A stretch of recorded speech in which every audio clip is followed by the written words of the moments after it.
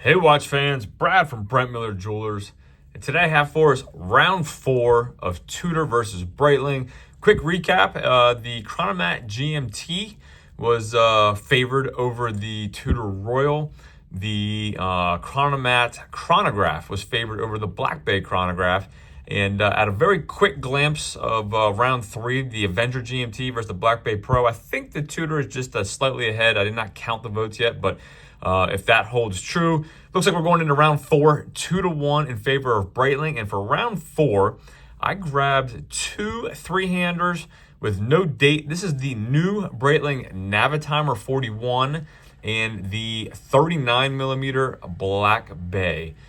So again, no date complication, just a basic 3-hander. You have your 5-link Jubilee style bracelet on the Black Bay. I thought this Navitimer bracelet was somewhat similar with the brushed and the polished, and thought this would be a good comparison. I would have loved to have had the blue dial in the with the Tudor. Unfortunately, that is not the case, so you're getting this kind of champagne silver dial with this blue Navitimer. But let's get the specs out of the way. So again, the Black Bay, diagonally across, a little bit above the crown, diagonally across the case, 39.3.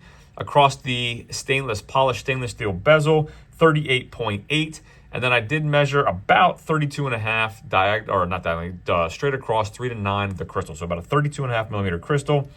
The Breitling, again, diagonally across the case, I measured at 40.7. So just about 41, not quite. About the same across the very thin kind of notched bezel there, depending where the calipers were inside that notch or not. So about the same. And then 37.5 on the crystal. So the actual dial is larger, obviously, because the bezel is, I won't call it bezel-less, but much thinner here. So larger crystal, larger dial with that slide rule there on the Navitimer. Very similar in case thickness as well. 12mm thick on the Black Bay versus 11.9 on the Breitling. 47.5 lug tip to lug tip compared to 46.8, so a little bit shorter on the Breitling lugs, lug to lug width there. And then 21mm lug width, tapering to 20mm at the fold over deployant clasp. So again, at the widest part here, I measured 20mm. You do have on the fly T-fit micro adjustability, sliding that in and out on the go. And removable links by screws here. Does not look like you have any half links. Nope, but you got the adjustment here in the T-fit, so you should be good to go. Solid stainless steel case back. We do have a signed screw down crown, 100 meters of water resistance. And this is underneath that case back, I should have mentioned, is the caliber MT5602, 70 hours of power reserve. Comparing that to our Breitling, again, our Breitling has a 22mm lug width, tapering to 18mm at a butterfly style clasp. No on-the-fly micro adjustability or micro at all, really. You do have half links on each side, so hopefully you get a good fit. You should get a good fit with the half links, but not as well as probably what you're going to be able to get with that T-fit clasp. We have a non-screw down crown, again, screw down crown on the Black Bay, non-screw down crown on the Breitling, 30 meters of water resistance on it compared to 100 on the Black Bay. Solid stainless steel case back. Underneath there's the Breitling caliber B17, 38 hours of power reserve, so about half of the power reserve that you're getting on that Tudor Kinesi movement. And then this one weighed in at 141.5 grams on the full stainless steel bracelet, no links removed, compared to 153.7. So the Tudor about, 12 grams heavier on the full bracelet. A little bit chunkier, a little bit thicker. If you just look at them, you can just see even the lugs on the Black Bay compared to this Navitimer. A little bit of a chunkier watch. When I get it on wrist, I think you'll notice it there as well. And then let's talk pricing. Retail, $4,025 on the Black Bay, $5,600 on the Breitling. So you're looking at about $1,600 more for the Breitling. Again, try to give you a close-up. You have a sunburst finish here,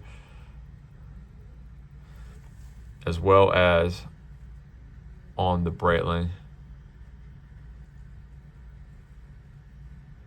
So again, let me throw these on wrist. I have a 6 3/4 inch wrist.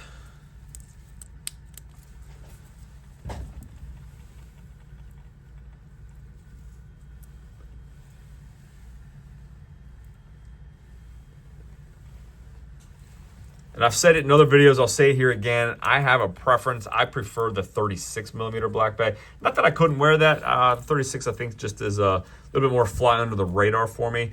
And having these both on wrist, while this is a 41 millimeter watch compared to the Tudor, I think this one actually wears a little bit better because of the slimmer lugs. It's not as blocky, so even though it's 41 millimeters, the shorter lug to lug for me actually works. So on wrist, I actually like how this wears.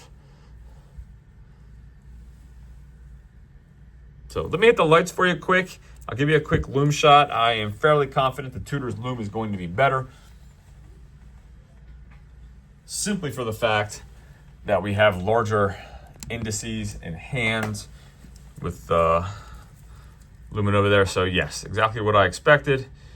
But needless to say, I thought these were a pretty good comparison side by side. Three-hand watches, no date from the two companies. So let me know what you think. Are you going to go with the Tudor Black Bay or the new Breitling Navitimer 41 in this round 4 Tudor versus Breitling? Look forward to seeing the comments. Thanks for viewing. If there's anything I can do for you, shoot me an email, brad@brentlmiller.com, and we'll see you in the next video.